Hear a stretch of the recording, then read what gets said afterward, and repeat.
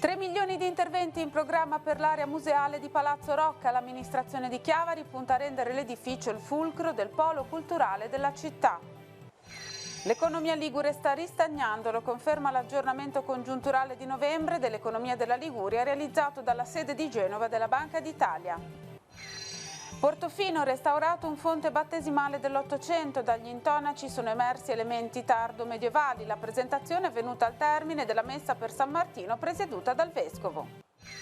Dopo il Sinodo per l'Amazzonia, la Chiesa riflette sulla formazione dei sacerdoti. Per il cardinale Bagnasco occorre puntare sulla pastorale vocazionale e su una migliore distribuzione del clero. La Stampa cattolica, 60 anni dopo, restano inalterati il servizio alla verità e alla pace con una formazione sempre rinnovata. Ad Assisi il prossimo corso dal 14 al 16 febbraio 2020.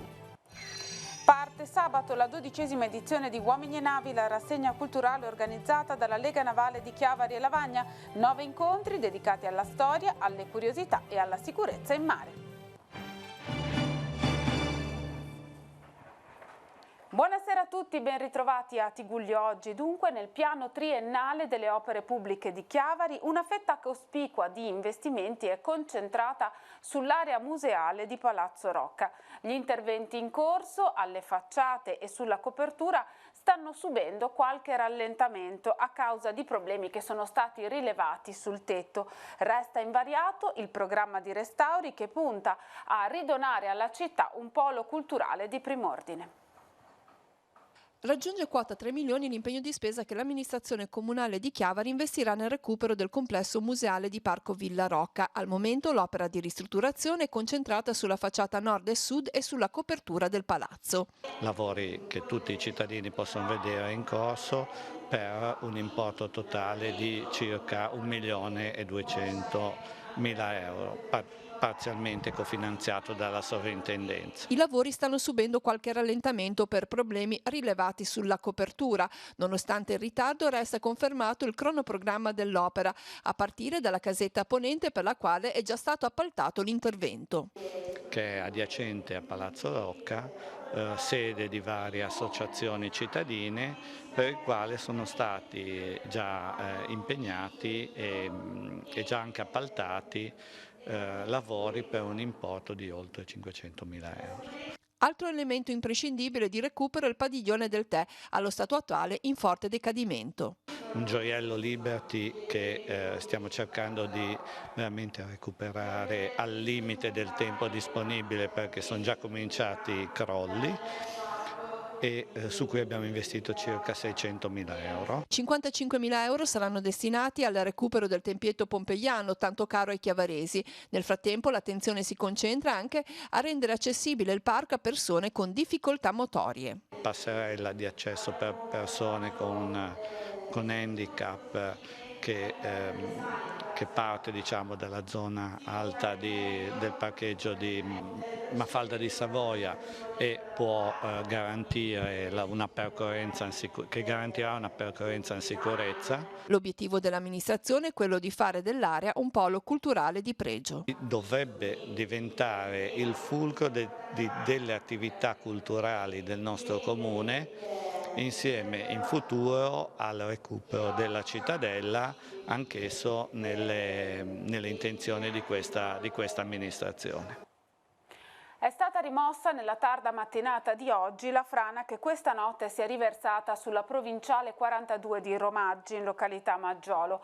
Inizialmente lo smottamento ha ostruito la carreggiata. Le frazioni di Cichero, Celesi e Baranzuolo erano raggiungibili solo da Calvari e Romaggi. Come detto, ora la strada è nuovamente riaperta al traffico veicolare. Dopo le intense piogge di ieri, in particolare nella serata e nella notte, i vigili del fuoco di Chiavari questa mattina sono dovuti intervenire in alcune zone dell'entroterra. A Cogorno e Ferrada di Moconesi 2 alberi sono caduti su strade secondarie senza causare particolari disagi.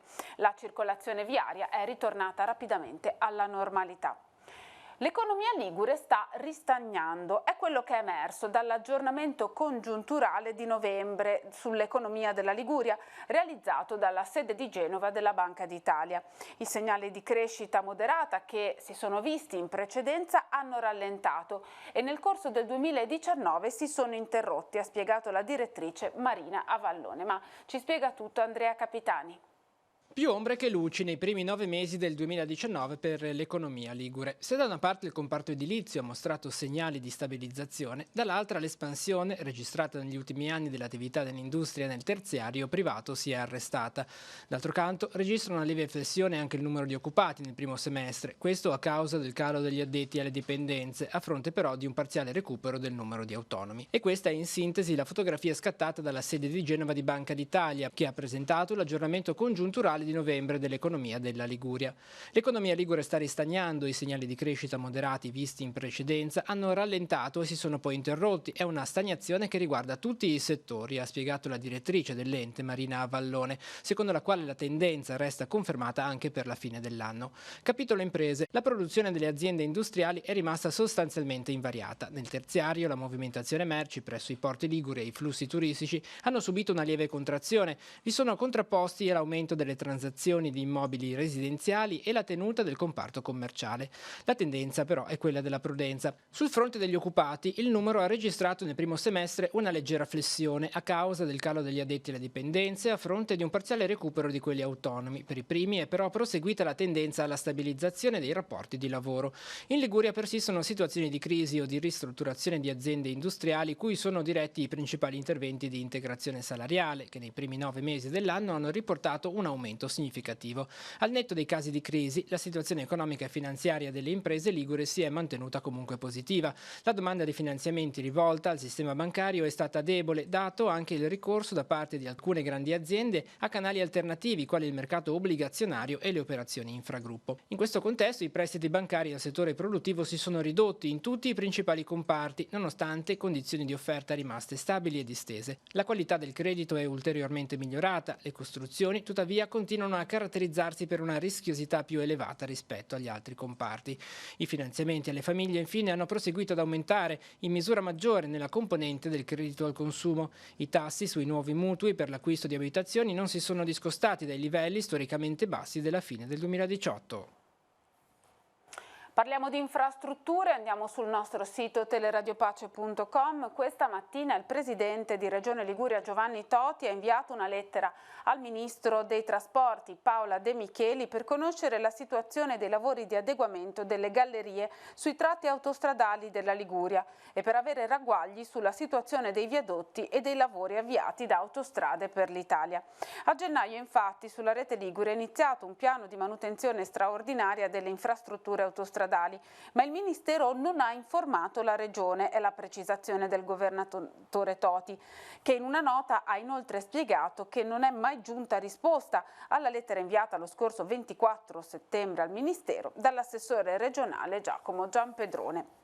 Ed è stato votato proprio su questo tema in Consiglio regionale un ordine del giorno che impegna la Giunta ad attivarsi per promuovere agevolazioni sui pedaggi autostradali nel tratto fra Sestri Levante ed Eiva Marina. Alla base di questa proposta, che è stata sottoscritta da tutti i gruppi consigliari ed è stata poi approvata all'unanimità, i forti disagi provocati agli utenti dalla chiusura totale al transito stradale tra Moneglia ed Eiva Marina per lavori di manutenzione delle gallerie, lavori che sono iniziati nei primi giorni di novembre e che dovrebbero concludersi a gennaio 2020. È stata inaugurata questa mattina la 24esima edizione del Salone Orientamenti, l'evento che sarà ospitato per 3 giorni in calata Falcone Borsellino al Porto Antico di Genova. Erano presenti le autorità cittadine genovesi e regionali e anche alcuni ospiti speciali come il cantante Lorenzo Baglioni che ha aperto la cerimonia. Nell'arco delle 3 giornate di apertura è in programma un fitto calendario di eventi, dal Porto Antico al Palazzo della Borsa che ospita il Career Day, passando vado per Palazzo Ducale, Palazzo San Giorgio, l'Acquario e il Museo della Navigazione. La manifestazione Orientamenti è diventata in questi anni sempre più un punto di riferimento per il nord-ovest del paese, ha sottolineato il presidente della regione Toti, evidenziando come durante il Career Day 100 aziende hanno incontrato alcuni giovani, diversi giovani. Quest'anno, per i 500 anni dalla morte di Leonardo da Vinci, il salone è stato dedicato al saper fare e pone al centro ancora di più il tema del lavoro e del divario esistente tra domanda e offerta. Dal Career Day arriva la conferma che abbiamo fatto bene a intitolare il salone al saper fare. Sono state le dichiarazioni dell'assessore regionale Ilaria Cavo, perché le professioni richieste sono esattamente in questi filoni che stiamo sostenendo al villaggio degli orientamenti, cioè la Blue Economy, la Green Economy, le professioni legate alla tecnologia e al saper fare manuale. Un ventenne di Rapallo, siamo alla cronaca, è stato denunciato per vandalismo. Il giovane è stato identificato dalla Polizia Municipale di Santa Margherita Ligure quale autore di danneggiamenti avvenuti la notte dello scorso 26 ottobre. Il ventenne ha rotto un pannello del totem degli eventi ai Giardini a Mare e ha rovinato la statua di Lustig del pescatore, da cui è stata asportata e gettata in mare la targa. Il ragazzo, che è stato trovato grazie alle telecamere della videosorveglianza cittadina, ha ammesso di aver compiuto entrambi i gesti. Una collaboratrice domestica di 64 anni è stata denunciata per aver rubato circa 7.000 euro in contanti nella casa dell'anziana donna per cui lavorava. Il reato è stato individuato dai carabinieri di Santa Margherita Ligure dopo vari accertamenti, tra cui l'aver visionato i filmati di un impianto di videosorveglianza. La somma è stata sottratta in più riprese tra marzo e agosto. I portofinesi si sono ritrovati per la festa del santo titolare della parrocchia San Martino. Il vescovo ha presieduto la messa, al termine della quale è stato presentato il restauro di un fonte battesimale ottocentesco, un lavoro che ha portato ad ulteriori studi, vere finestre sul passato. Vediamo. È la storia che salta fuori all'improvviso. Durante le analisi stratigrafiche del fonte sono emersi intonaci tardo-medievali che ricostruiscono la fase cinquecentesca della chiesa. Ora, ad esempio, si sa che c'era una monofora, una finestra, successivamente chiusa. Gli studiosi evidenziano da un lato il legame con il territorio, dall'altro aspetti particolari e inattesi. L'intonaco, che è abbastanza simile a quello che abbiamo trovato nell'oratorio dell'Assunta qui accanto, per quanto riguarda la parte interna, e queste stesure di nero che sono un po' diverse da quelle che troviamo normalmente nella pittura e negli affreschi perlomeno lombardi, piemontesi. Si tratta, almeno in 2 punti che abbiamo verificato, di una presenza di grafite, che tra l'altro il grafite è un minerale abbastanza comune in Liguria, ma anche di ardesia, della polvere di ardesia molto macinata. Il fonte battesimale poi è tornato al suo splendore. Si trova all'ingresso della chiesa del Divo Martino. Rovinato dalle infiltrazioni, il suo stato era pessimo. L'opera, risalente all'Ottocento, riprende la forma dell'utero materno. C'è stato parecchio lavoro perché il problema delle infiltrazioni è che i sali contenuti naturalmente negli intonaci in fase di asciugatura migrano verso l'esterno, spaccando la pellicola pittorica e gli intonaci. Il lavoro è stato possibile grazie al contributo del 5 per 1000 della Onlus Beni Culturali del Monte di Portofino. Con l'aiuto di Don Giosso, che si è fatto il capofila di tutto ciò che avviene nelle nostre chiese per restauri, per opere religiose, ci siamo uniti in gruppo per sostenere le nostre chiese. La presentazione del restauro è avvenuta al termine della messa per San Martino presieduta dal Vescovo. Nell'omelia, Monsignor Tanasini ha fatto un appello ad accorgersi dei più poveri e dei fratelli bisognosi, un gesto che porta pace sociale e dona speranza. E si diffonde non soltanto con le promesse, con la compassione, ma con l'intervento, col sostegno, con l'accostarsi, col condividere. Torniamo sul Sinodo per l'Amazzonia. Durante lo speciale TV Sud de Pace, è stato dedicato appunto all'Assemblea dei Vescovi, è emersa la necessità di puntare di più sulla pastorale vocazionale per una migliore formazione dei sacerdoti. Un tema senza dubbio molto attuale. Nel servizio l'intervista al Cardinale Angelo Bagnasco. La formazione dei sacerdoti sia inculturata. L'esigenza messa in luce dal Sinodo per l'Amazzonia è dunque di preparare pastori che vivano il Vangelo, che conoscano le leggi canoniche, ma siano anche compassionevoli sull'esempio di Gesù.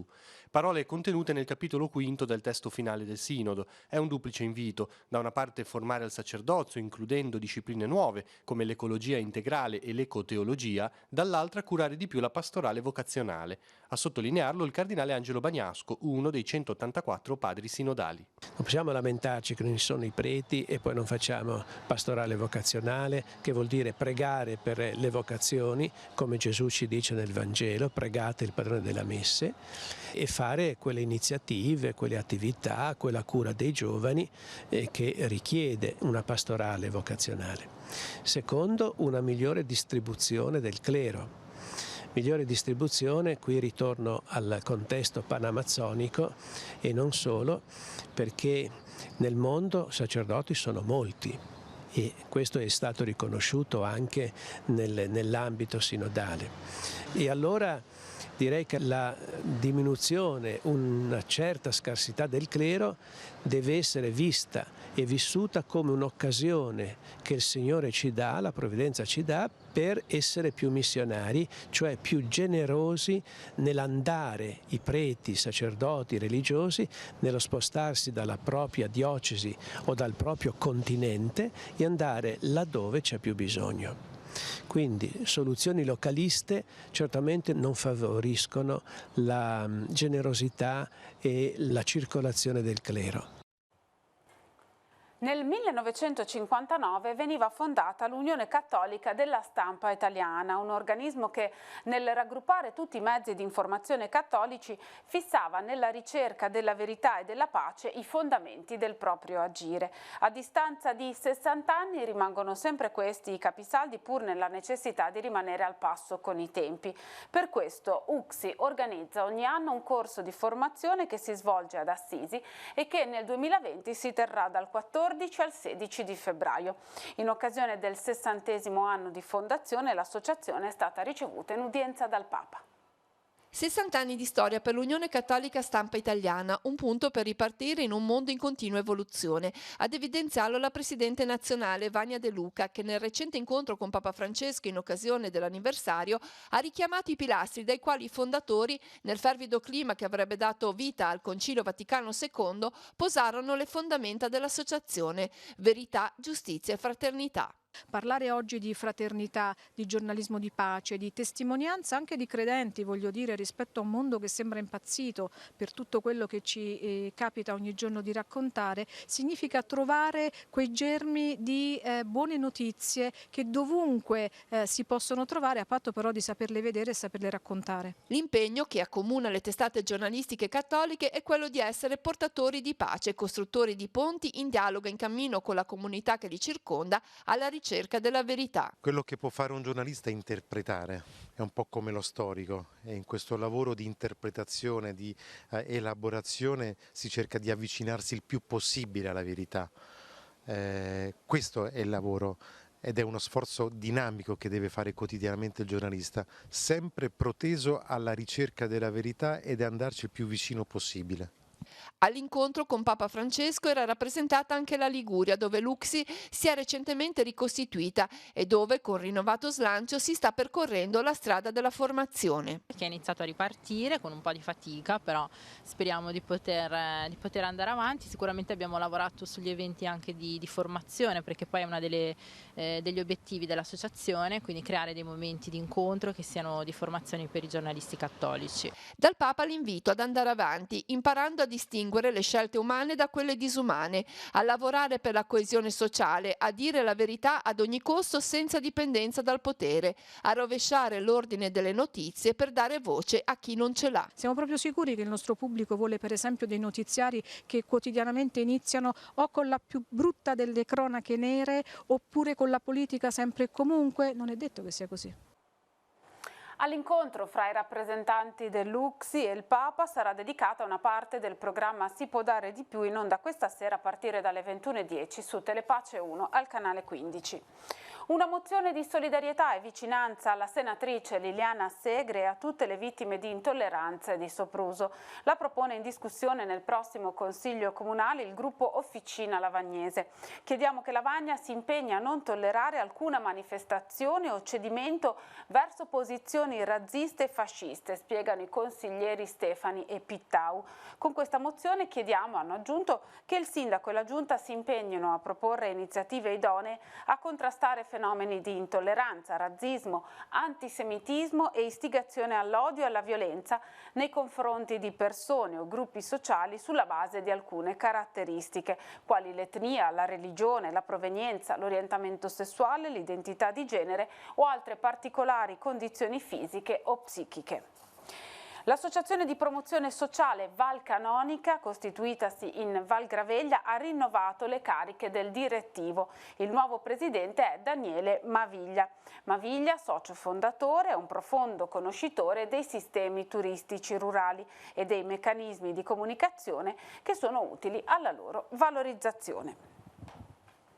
Gli aneddoti della sua professione di giornalista e di conduttore televisivo, ma anche quelli più intimi legati alla famiglia e alla sua passione per la musica. Sono stati molteplici gli aspetti sotto i quali questo pomeriggio si è voluto ricordare Giuliano Vignolo, uno dei pionieri delle TV locali del Levante Ligure, mancato il 23 novembre del 2003. Lo hanno fatto tanti amici e colleghi nell'incontro che è stato promosso dall'Associazione Eucastello nella Sala Livellara di Via del Pino.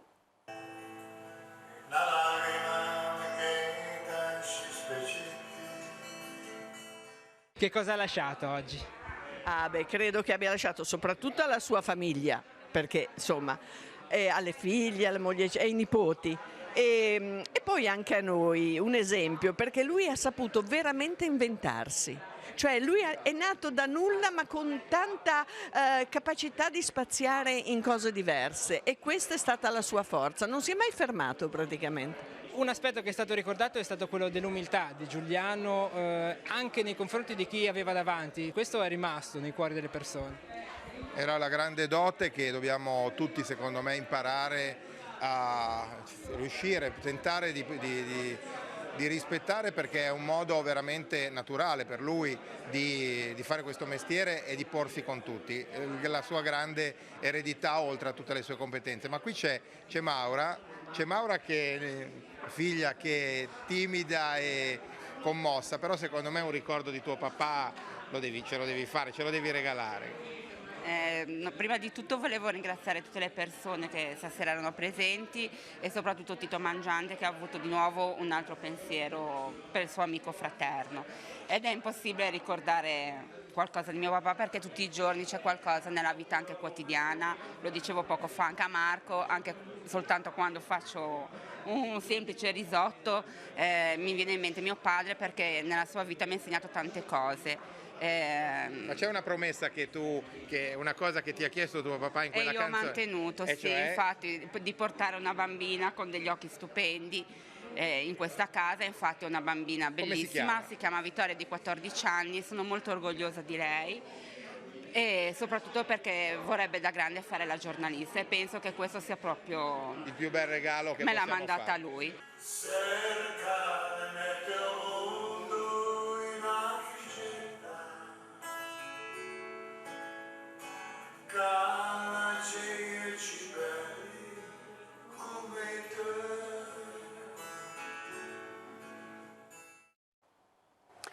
Torna anche quest'anno la rassegna di incontri culturali Uomini e Navi, organizzata dalla Lega Navale di Chiavari e Lavagna, è giunta alla sua 12ª edizione. Come tradizione l'appuntamento inaugurale sarà a cura di Getto Viarengo, si parte sabato e si prosegue fino a febbraio. Sabato il primo appuntamento con Uomini e Navi, la rassegna dedicata alla cultura marinara proposta dalla Lega Navale di Chiavari e Lavagna al porto turistico chiavarese nella sede al box 51. 9 gli appuntamenti previsti, sempre al sabato e sempre alle 17:30 fino al 6 febbraio. Si parte sabato 16 novembre con la storia. Verrà tenuta la conferenza da Giorgio Getto Viarengo, che inizia come tutti gli anni questa manifestazione con un argomento, il naufragio del piroscafo Oria. Dopodiché la seconda data sarà il 23 novembre, il 30 novembre, il 7 dicembre, il 14 dicembre e si finirà poi 11 gennaio, 1 febbraio, 25 gennaio e faranno queste 9 conferenze, tutti gli argomenti argomenti di mare molto interessanti. L'ingresso, come sempre, è libero e aperto a tutti. Il calendario degli incontri prevede poi diversi appuntamenti dedicati alle storie più o meno conosciute legate al mare e alle sue attività, ma si parlerà anche di fotografia subacquea, degli incidenti alle navi petroliere, delle attività della Guardia Costiera e molto altro ancora. Propone di divulgare la cultura del mare con 9 incontri con noti esponenti della cultura di Chiavari e del Tiguglio, in modo tale da divulgare alla popolazione, a tutti, le nostre belle conferenze. La sezione della Lega Navale di Chiavari e Lavagna venne fondata nel gennaio del 1908 dall'allora sindaco di Chiavari e da allora è costantemente in contatto con le tematiche legate al territorio, impegnata nelle attività sportive, sociali e ambientali, oltre che nella diffusione delle attività a favore delle persone diversamente abili. Abbiamo tanti obiettivi, i corsi di vela per bambini e per adulti, i corsi di canottaggio sia amatoriali che agonistici, abbiamo i corsi patente, facciamo divulgazione per i gruppi sociali e degli anziani, abbiamo del gruppo ambientale dove noi distribuiamo e facciamo cultura per la no plastica e abbiamo queste iniziative culturali per divulgare la cultura del mare. A Rapallo, nella piazzetta accanto alla chiesa di Sant'Anna, si è tenuta questa mattina la cerimonia in memoria dei caduti delle missioni internazionali di pace che si celebra oggi, 12 novembre, data in cui nel 2003 un camion cisterna pieno di tritolo esplose davanti all'ingresso della base italiana dei carabinieri a Nassiriya in Iraq.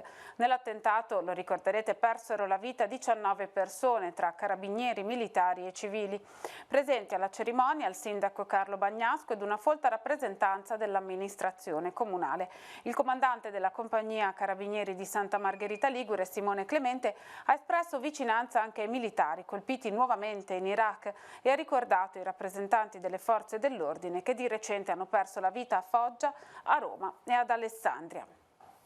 Ora sfogliamo le pagine della nostra agenda per vedere che cosa c'è in programma per la giornata di domani.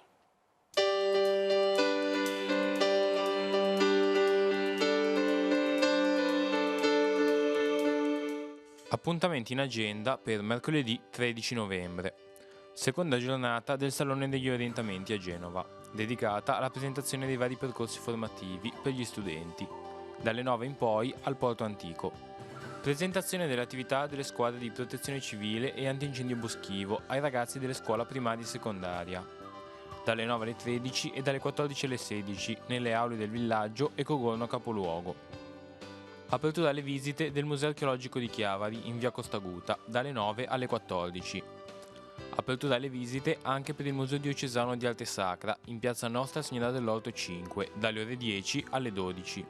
Seconda giornata a Genova del Festival Letterario Incipit, dedicato quest'anno al tema del cammino. Alle 12:15 a Palazzo San Giorgio conferenza dedicata al Cammino di Santiago con Alessandro Vanoli, Maura Ricca e Sara Serafini. Alle 17 al Galata Museo del Mare reading a cura dell'Officina Letteraria, seguito alle 18 dall'incontro La mia storia con le tue parole, presenti 3 persone che hanno dovuto lasciare il proprio paese d'origine. Alle 21:30 nella sede del CAI di Galleria Mazzini la conferenza Appennino Pop con Maurizio Carucci, Elisa Brivio e Cosimo Abruzzese. Proseguono a Chiavari i corsi di cultura con la lezione Danno e risarcimento, ipotesi particolari di responsabilità, insieme al prof Orecchia, dalle 15 alle 18:30 in via delle Vecchie Mura. Iniziano gli workshop organizzati dal CIF di Chiavari, in cui imparare a realizzare oggetti a mano, dalle 15 alle 18 nella sede della Croce Verde di Santa Margherita Ligure, in corso Matteotti. Come ogni mercoledì, laboratorio teatrale Arteando all'Auditorium della Filarmonica di Chiavari, dalle 16:45 alle 19:30 i corsi di teatro per bambini.